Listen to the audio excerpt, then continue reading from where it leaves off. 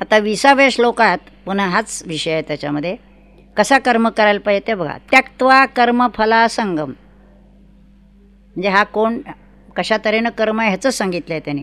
कर्मफलाचा संग टाकलेला आहे, नित्य तृप्त आहे, अपेक्षा नाही काही, अखंड तृप्त आहे. म्हणून कर्माचं काय बरं का, कर्मापासून आनंद नाही, कर्म करतानाच आनंद. जी गोष्ट आपण करत असतो तिथंच समाधान, ह्याच्यापासून मला काय नाही. कर्मात आनंद वाटला, काय कर्म छान झालं, बस संपलं, आता मला काय असं नाही. म्हणून त्यांनी नित्य तृप्त, आत्मतृप्त स्वामी स्वरूपानंद. ही तृप्ती केव्हा येते? ज्ञान झाल्यानंतर बोध होतो जेव्हा. काय मिळवायचं आहे?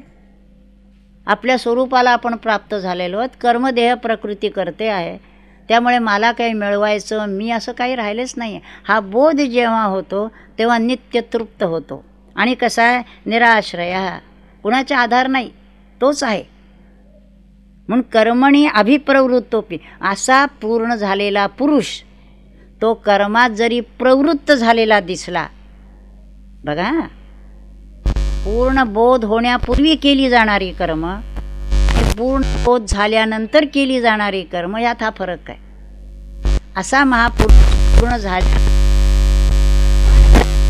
अभिप्रवृत्तोपी, कर्म करताना जरी दिसला, नैव किंचित करोति यः, काहीही करत नाही. म्हणजे करतो पण काहीही करत नाही. तो करतो असं सगळ्या जगाला दिसतं, पण त्याला जर विचारलं तर तो म्हणतो मी काही करत नाही.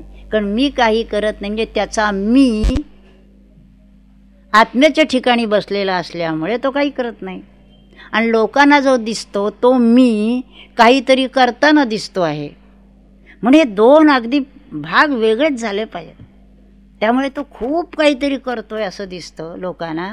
ते सारखं काय करत असतात, हे असतात, तो देह करत असतो. आणि त्यांना जर विचारलं तुम्ही काय करता, मी काही करत नाही. नैव किंचित करोति, तो काहीच करत नाही. कळतंय का तुला? नैव किंचित करोति असं त्यांनी सांगितलं. आता 21व्या श्लोकात त्यांनी सांगितलं आहे त्याच्यासाठी. म्हणजे आता हा बघा, 20, 21, 22, 23 हे चारही श्लोक एका दिशेनं जात आहेत. काय म्हणतात ते बघा त्याच्यामध्ये. त्याने 21व्या श्लोकात काय म्हणतात की कुणाला दोष लागत नाही. आता तरी म्हणे यांनी म्हटलं आहे 20व्या श्लोकात तो काही करतच नाही म्हणून.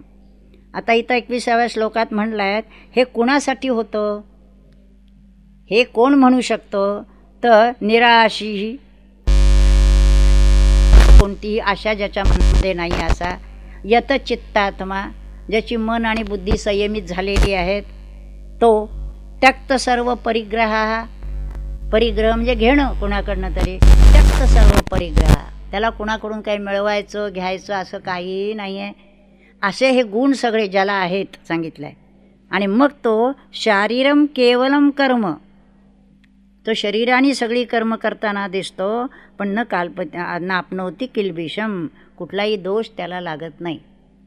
म्हणजे अशा तऱ्हेचे गुण ज्याच्यामध्ये आहेत, तो पुष्कळ काही करताना दिसला तरी त्या कर्माचा दोष त्याला लागत नाही. म्हणजे कर्माचा दोष जर लागायला नको असेल, हे गुण आपल्याकडे पाहिजेत. निराशी, यतचित्तात्मा, त्यक्त सर्व परिग्रह, हा एक सांगितला. आणि 22व्या श्लोकात सांगितलं पुन्हा यदृच्छा लाभ संतुष्टो, तेच गुण पुन्हा कोणते पाहिजेत? यदृच्छा, सहज जे मिळेल ते त्यात संतुष्ट आहे. द्वंद्वाती, तो सुखदुःखादी द्वंद्वापासून अलिप्त आहे. सुख दुःख तो म्हणतो देहाला, मनाला, मला नाही. म्हणजे अलिप्त असल्यानंतर काय काय होऊ शकतं याची कल्पना बघा. सुख दुःख असं झालं, बरं ठीक आहे. अहो तुमची स्तुती केली त्याने पुष्कळ, ठीक आहे. अहो त्यांनी निंदा केली, ठीक आहे. आपल्याला जरा कोणी काय असं म्हणू दे की झालं आपलं लगेच, त्याने मला असं म्हटलं, हे झालं ते झालं, सगळं घर डोक्यावर. हा शांतपणे म्हणतो असं झालं बरं. कारण त्याला माहिती ती निंदा स्तुती जी आहे ती त्या देह मनबुद्धीची आहे, माझा त्याच्याशी काही संबंध नाही. शेजारी काय चाललेलं आहे ह्याचा जसा माझ्याशी संबंध नसतो, ते बा चाललं आहे त्यांचं काय असेल ते, असं इतक्या त्या वेगळेपणाने त्याच्याकडे पाहिलं. म्हणून बघा द्वंद्वापासून मिळत विमत्सरा, मत्सर नाही. मत्सर केव्हा संभवतो? द्वैतात मत्सर संभवतो. बोध झाल्यानंतर दोन राहिलेलंच नाही आहे. मत्सर कोणाचा करायचा? कशासाठी करायचा? मला काही मिळवायचं असेल तर त्याचा आणि माझा असा विचार येणार. मला काही मिळवायचंच नाही आहे, त्याला एवढं एवढं मिळालं असू दे. जोर तुला ती अपेक्षा आहे ना, तोवर मत्सर आहे. कालच ते महाभारत लागलं होतं, मी ऐकत असते, मला आवडतं अजून. संबंध काल शेवटपर्यंत लागलं होतं. तर त्याच्यात त्यांनी जेव्हा सांगितलं, त्यात वेगळ्या अर्थाने येते की ज्या राज्यासाठी मी एवढा भांडत होतो, आता मला राज्य मिळवून करायचं आहे काय? आता कुणासाठी राज्य मिळवायचं? सगळे मेले. आता राज्य नको. म्हणजे जोपर्यंत ती कॉम्पिटिशन होती तोवर हवं होतं त्याला, आणि आता सगळंच गेल्यावर काही नको. तर इथं वेगळ्या अर्थाने असं आहे की त्याला असं काही मिळालेलं आहे की ह्याच्यापेक्षा आणखीन काही मिळवायचंच राहिलेलं नाही. मग मत्सर कोणाचा करायचं? मग मत्सर आहे. म्हणून जोपर्यंत मत्सर आहे, द्वेष आहे, तुझं माझं आहे, तोपर्यंत समजावा अजून खाली आहेत. त्याच्या वागण्यात बोलण्यात असं कुठं दिसलं की समजावं अजून अवकाश आहे. आणि जर पूर्ण झाला असेल तर तो शांत आपल्या ठिकाणी असं झालं आहे, बरं अहो ते अमक्या अमक्याने असं असू दे, अमकं असेल असू दे, मला काय पाहिजे? काही पाहिजे असं राहतच नाही. लक्षात आलं? मग व्यवहाराच्या अंगाने ज्या काही गोष्टी आहेत त्या करायच्या, पण त्याच्यामध्ये असं अगदी लोभ ज्याला म्हणतो किंवा त्याच्यासाठी खटपट ज्याला म्हणतो असं राहत नाही. बघा, समसिद्धावसिद्धौच यश अपयश काही आल्यावर कृत्वापि न निबद्धते. सगळी कर्म करतो पण त्याच्यामध्ये बद्ध होत नाही. बद्ध होत नाही असं पुन्हा पुन्हा जेव्हा म्हटलेलं आहे, कर्माचा लेप लागत नाही, बद्ध होत नाही, त्याच्यावर नक्की समजावं की तो कर्मापासून अलिप्त आहे. कर्म जेथ नाही ते मी झालो, असं ज्ञानेश्वरी ते कोवी आहे. ज्या ठिकाणी कर्मच नाही असं मी होऊन बसलेलो आहे. आता माझ्या ठिकाणी कर्मच संभवत नाही, मी नुसता आहे. कर्म चालली आहेत लांब तिकडं, काय चालली आहेत, इथं बोधावर यायचं. आता पुढका 23वा सुद्धा बघा की त्यांनी असं म्हटलं आहे, गतसंगस्य मुक्तस्य ज्ञानावस्थित चेतसा. चेतस कुठं बसलेला आहे? ज्ञानाच्या ठिकाणी बसलेला आहे. यज्ञाय आचरत कर्म समग्रम प्रबिलीयते. यांनी किती जरी कर्म केली असली सगळं कर्म लयाला जाते. त्याचा अर्थ असंही धरलं जातं, काही ठिकाणी म्हणतात ते उपासना. त्याचं प्रत्येक कर्म उपासनेसारखं होतं. उपासना म्हटलं की भगवंताकडे नेणारी, दुसरं काही त्याला नाही, असं 23वा श्लोकात.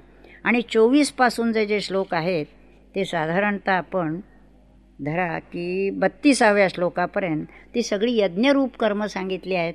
ती कळायला जरा अवघड आहेत, ते आपण आता घेत नाही आहे, तेवढं समजून घ्या. आणि 33व्या श्लोकात त्यांनी सांगितलं आहे, सर्वं कर्माखिलं पार्थ ज्ञाने परिसमाप्यते. ही सगळी जी निरनिराळ्या प्रकारची कर्म यज्ञ सगळे जे सांगितलेले आहेत, ह्या सगळ्याचा शेवट ज्ञानामध्ये होतो. सर्व कर्माचा परिपाक ज्ञान प्राप्त होण्यामध्ये झालं पाहिजे. म्हणून आपल्या प्रत्येक कर्माचा मोहरा ज्ञानप्राप्तीकडे होतो आहे की नाही, इकडे आपलं लक्ष पाहिजे. ज्ञानाकडे जातो आहे का नाही आपण, का कर्मापासून पुन्हा अपेक्षाच आहेत, मी एवढं केलं मला हे मिळालं पाहिजे वगैरे वगैरे चाललेलं आहे. म्हणून सगळी त्याच्यामध्ये पाहिजे. आता ह्या ज्ञानाचंही त्यांनी महत्त्व सांगितलं की ज्ञान झाल्यानंतर काय होणार आहे. पण आता प्रश्न आता असा आला 34व्या श्लोकात, हे ज्ञान मिळायचं कसं? ज्ञानाचं महत्त्व सांगितलं, ज्ञानी पुरुष कसा असतो, कर्माचा लेप लागत नाही, सगळं आम्हाला कळलं. पण हे ज्ञान मिळायचं कसं ते 34व्या श्लोकात सांगितलं आहे. तद्विद्धी प्रणिपातेन परिप. हे ज्ञान जर मिळवायचं असेल सद्गुरूला शरण जा. कसा पाहिजे तो? उपदेक्षन्ति ते ज्ञानम ज्ञानिनः तत्वदर्शिना. ते ज्ञानी तत्वदर्शी जे आहेत ते तुला ज्ञानाचा उपदेश करतील. पण केव्हा? परिप्रश्नेनं. तू प्रश्न विचारले पाहिजेस त्याला. आणि प्रश्न विचारायचे असेल तर आपला अभ्यास झाला पाहिजे, आपण साधना करत असलो पाहिजे. नुसतं सद्गुरूंच्या पुढे जाऊन बसलो ते काय बोलणार? तुम्ही काही विचारायला पाहिजे, आणि काय विचारायला पाहिजे ते कळलं पाहिजे. नाही तर सद्गुरूंच्याकडे जाऊन काय हो ते अणुकराराचं काय झालं, तुम्हाला काय वाटतं? ते म्हणतील तो बाजार इथं नाही आहे, तर तुम्ही तिकडं जाऊन विचारा त्याचं काय करायचं आहे. संतांच्याकडे गेल्यानंतर जे विचारायचं आहे ते ब्रह्मज्ञान आत्मज्ञान कसं होईल त्यासाठी काय करू हे विचारायला पाहिजे. पण पुष्कळ मंडळी जाऊन त्या मुलीच्या लग्नाचं काय बघा जरा, पत्रिका दाखवली आहे, होईल का नाही, ठरेल का नाही, किंवा अमक्या हॉस्पिटलमध्ये ठेवलेले आहेत महाराज, जरा त्यांचं काय आहे, त्या हॉस्पिटलमध्ये ठेवलं ते डॉक्टरला विचारायचं. लग्न करायचं असेल तर ते वधूवर संशोधनाला विचारायचं, ते संतांना जाऊन विचारायचं नाही घर बांधून होणार का, रेट काय आहेत वगैरे. म्हणून परिप्रश्नेनं म्हणताना सुद्धा काय प्रश्न तुम्ही विचारणार ते अवलंबून आहे. म्हणून मला नेहमी असं वाटतं, असंख्य प्रश्न मी स्वामीजींना विचारले, कधी स्वामींनी कंटाळा केलेला नाही. पुन्हा पुन्हा पुन्हा पुन्हा तेच तेच इतके वेळा सांगितलं आहे की आपल्याला असं वाटतं त्यांनी एकदा सांगितलं आपल्याला कळलं ना, नाही कळत. एकदा सांगून जर कळलं असतं तर दुसऱ्या अध्यायातच गीता संपली होती, नाही समजत. मग पुन्हा पुन्हा, पण त्यांना ते प्रश्न केलेले आवडतात, पण नुसत्या त्याच प्रश्नावर सारखा नाही, जरा वरच्या वर्गात गेलो पाहिजे, जरा वरच्या वर्गात गेलो पाहिजे. नाही तर पुन्हा पुन्हा त्याच बिगारीतलाच प्रश्न पुन्हा पुन्हा विचारतो आहे, असं नाही उपयोग. आपण जर साधना करत असलो तर हळूहळू आपली प्रश्नाची पातळी देखील उंचावत जाते आणि त्या प्रश्नावरून त्याची पातळी काय आहे हे सद्गुरूंना लक्षात येतं. आणि मग ह्याला किती सांगितलं पाहिजे. तान्ह्या मुलाला दूध पचत नसलं तर त्याला बासुंदी देऊन काय उपयोग, असं ज्ञानेश्वर महाराज म्हणतात. पण निम्म दूध निम्म पाणी घाला असं डॉक्टरने सांगितल्यानंतर वर्षभराचं मूल झालं तरी निम्म दूध निम्म पाणीच घालतायत. असं जर झालं तर त्याची वाढ कशी व्हायची, वर गेला पाहिजे ना तो. तसं प्रत्येक वेळेला प्रश्न विचारताना अनुभवाच्या अंगाने पुढं कुठे गेला, काय करतोय, स्वतःत काय बदल होतोय का नाही, साधनेत काय होत आहे, त्याचा परिणाम आपल्या जीवनात काय होतोय, आपलं मन किती बदलत आहे, मन किती निर्मळ होत आहे, होत नसेल तर का होत नाही आहे, काय आड येत आहे, हे सगळं विचारलं गेलं पाहिजे. म्हणून ह्या 34व्या श्लोकात सद्गुरूंची भेट पाहिजे असं सांगितलं. आणि पुढे मग यज्ञात्वा, जे काय, जे ज्ञान केलं असता न पुनर्मोहमेवम याससी, जे ज्ञान झालं असता पुन्हा मोहात पडणार नाही. नाही तर काल ज्ञान झालं, आज पुन्हा खाली. काल हा डॉक्टरी पास झाला, आज काय झालं कुणास ठाऊक त्याचं. अरे पास झाला म्हणजे तो कायमच पास झालेला असला पाहिजे. म्हणून ज्ञान झालं याचा अर्थ नुसतं शाब्दिक ज्ञान नव्हे. शाब्दिक ज्ञान ठीक आहे, परोक्ष ज्ञान, ही आत्मानुभूतीच आली पाहिजे. एकदा तो प्रकाश कळला ज्ञानाचा, आणि ज्ञानाचा प्रकाश म्हणजे पुष्कळ वेळा कल्पना अशी होती की असा काही प्रकाश दिसायचा आहे, असा प्रकाश नसतो तो. कळलं असं जसं म्हणतो ना, डोक्यात प्रकाश पडला असं जे म्हणतो, त्याचा अर्थ काय की एखादी गोष्ट जी कळत नव्हती आली लक्षात, अनुभव आला त्याचा, बस. एकदा आला तर तो विसरणार नाही कधी. असा तो अनुभव. पुष्कळानं वाटतं ती ज्योत दिसते का, अमकं दिसते का वगैरे, हे सगळं गौण आहे. ध्यानात काय दिसतं ते.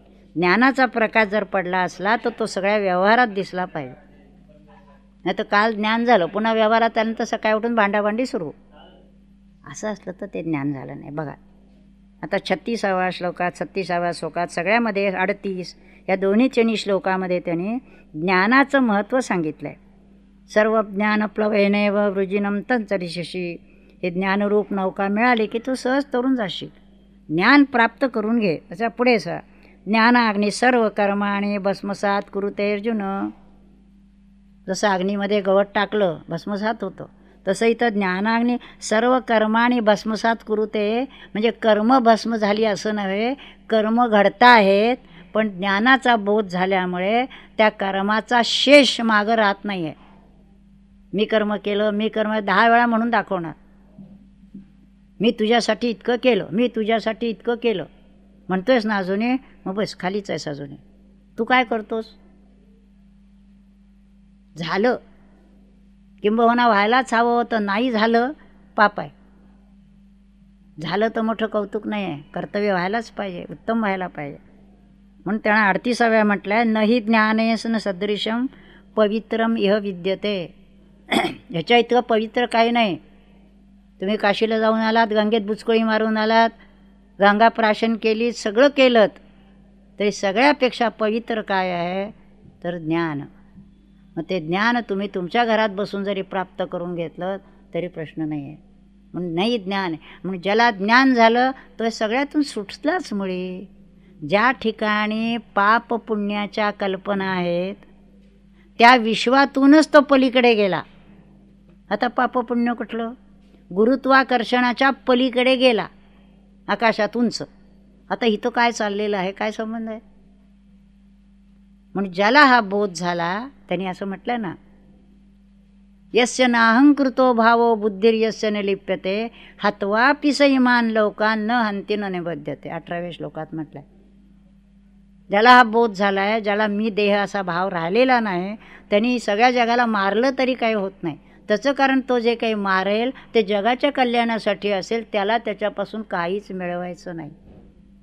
म्हणून एखादं निषिद्ध कर्म जरी लोकांना वाटणारं त्याच्या हातून घडलं तरी ते निषिद्ध नसतं. ज्याच्या बाबतीत घडलेलं असतं त्याच्या कल्याणासाठी ते असतं. हे पुष्कळ वेळा कळत नाही. आणि मग जे खरे संत पाहिजेत ना, मात्र उगीच आपलं कोणीतरी मी संत आहे म्हणून निषिद्ध कर्म केली असं चालायचं नाही. सहसा निषिद्ध कर्म करतच नाही, पण एखादं कर्म जरी प्रसंग विशेषी करावं लागलं तरी लक्षात असं ठेवावं, आई जशी मुलाला एखादी काय चुकलं म्हणजे तोंडात देती, ती काय त्याची शत्रू नसती. ती तोंडात त्याच्या दिली ती त्याच्या कल्याणासाठी असते. तसं असं एखाद्या प्राप्त पुरुषांची एखादी गोष्ट जरी निषिद्ध केल्यासारखी वाटली, लोकांना कळली तशी, तरी ती तशी नसते. कारण त्यांना त्या व्यक्तीचं कल्याणच अभिप्रेत असतं. पण ते जर त्याला कळलं नाही काही वेळा तर गोंधळ होण्याची शक्यता आहे. म्हणून बघा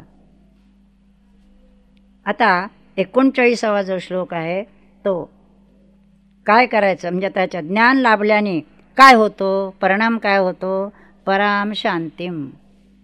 म्हणजे परमशांती कुणाला मिळते? त्याला लक्षणं सांगितले, श्रद्धावान, तत्पर आणि संयत इंद्रिय. 3 शब्द लक्षात घ्यायचे.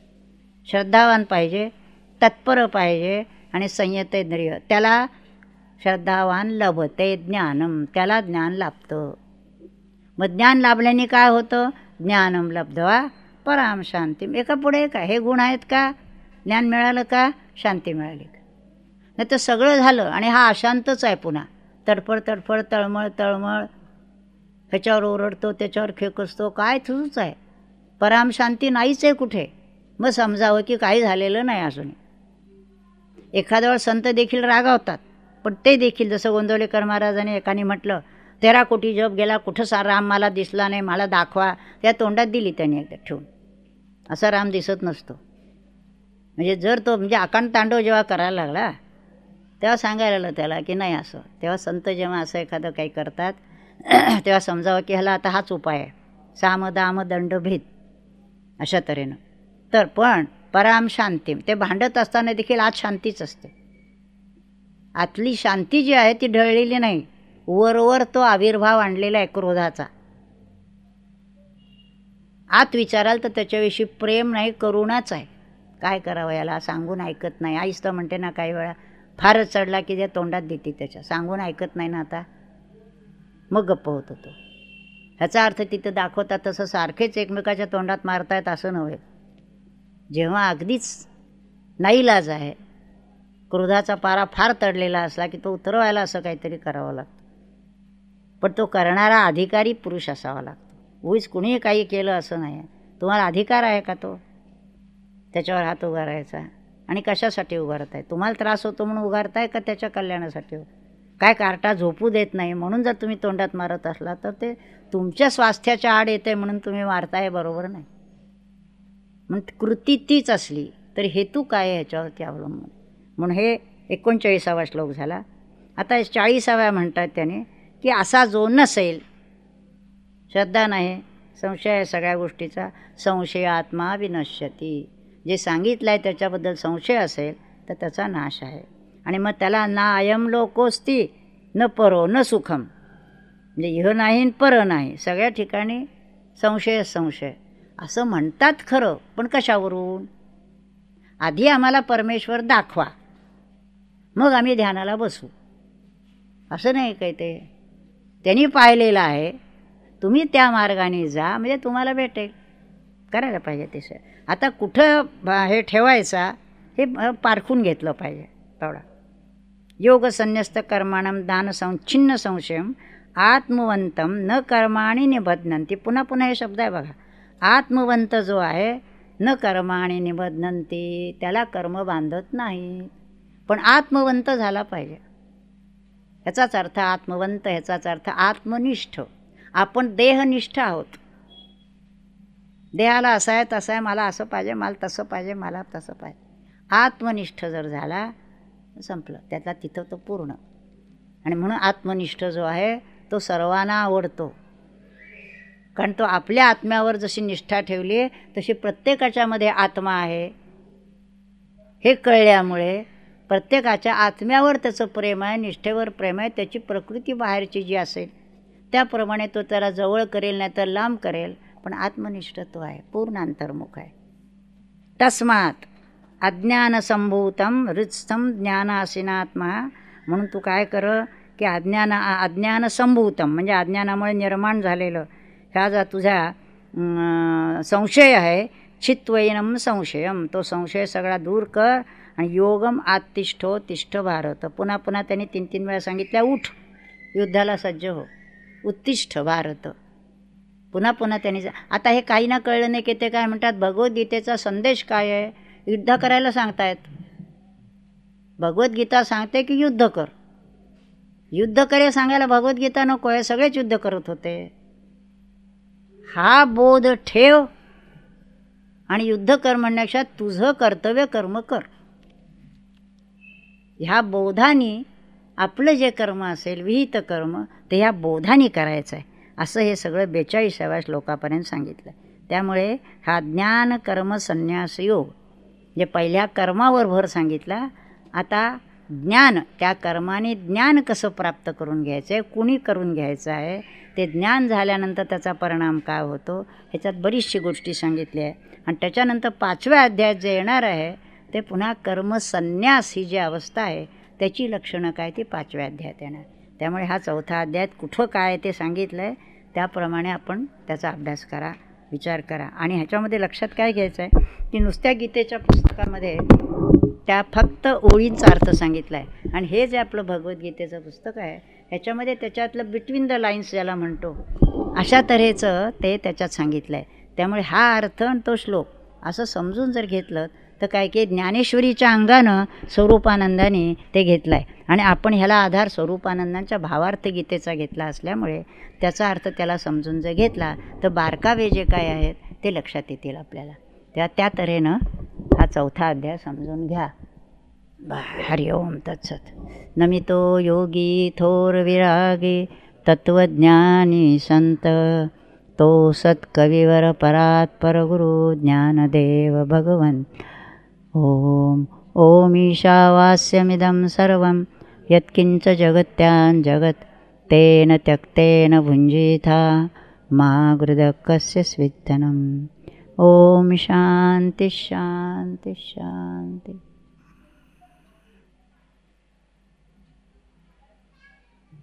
हरि हरि हरि. पुंडलीक वरदा हरि विठ्ठल. श्री ज्ञानदेव तुकाराम श्री ज्ञानेश्वर महाराज की जय. परमहंस सद्गुरु स्वामी स्वरूपानंद महाराज की. परमहंस सद्गुरु स्वामी माधवनाथ महाराज की. सब संतन की जय. जय जय रघुवीर. हरे हरे. अरे अनिरुद्ध तुला